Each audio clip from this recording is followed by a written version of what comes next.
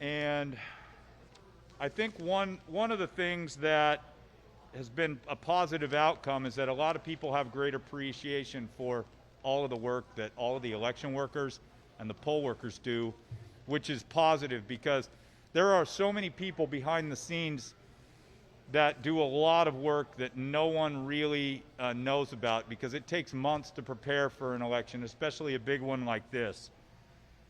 And I want to again thank all of our employees who have put in so much of their time, lost weekends, lost time with family. We had a big COVID outbreak here in the warehouse. 25 people became infected who worked out here. So that brings us to 28 infections this year, and that's hit the staff hard. But we persevered through it and had a successful election day. I also want to read a statement about a video that I'm sure some of you have seen circulating about an election worker that was over at State Farm. I personally spoke to him, and the state election board had a monitor over there who witnessed the whole thing. And I'm just going to read from a prepared statement that we made. But we conducted a review of a video that was uploaded to Twitter, which featured a poll worker assigned to work in absentee ballot processing. According to the video, the worker has been accused of discarding a ballot while being assigned to operating one of the 5 ballot cutting machines. These devices are used to cut the envelopes so that you can then separate the outer envelope from the inner envelope. It's been questioned whether the poll worker featured in the video was discarding one of those ballots. The answer is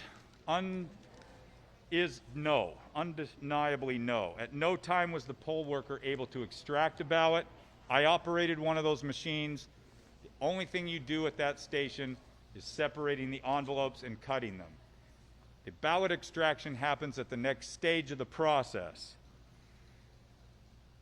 And ballot extraction only occurs with the workers who are assigned to those sorting duties. After review of the footage, I contacted him. He is currently in hiding because he's had threats. He's had to shut down all of his social media, and they know all of his personal information was released. Personally, I think it's shameful.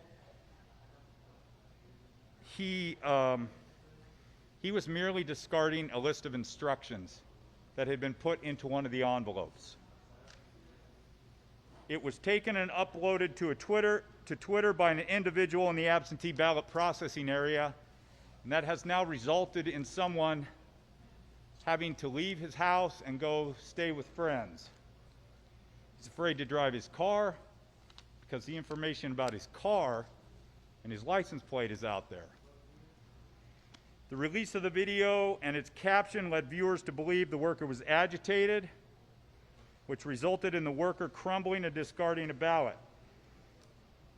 However, one thing that you need to know is that those ballots are 8.5 by 19 inches long.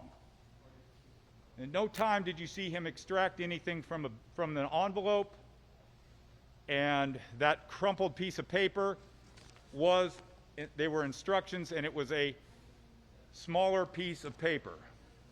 Voters often include lists of instructions, like the one discarded in the primary absentee ballot envelope, when submitting their ballots in the mail and/or drop boxes.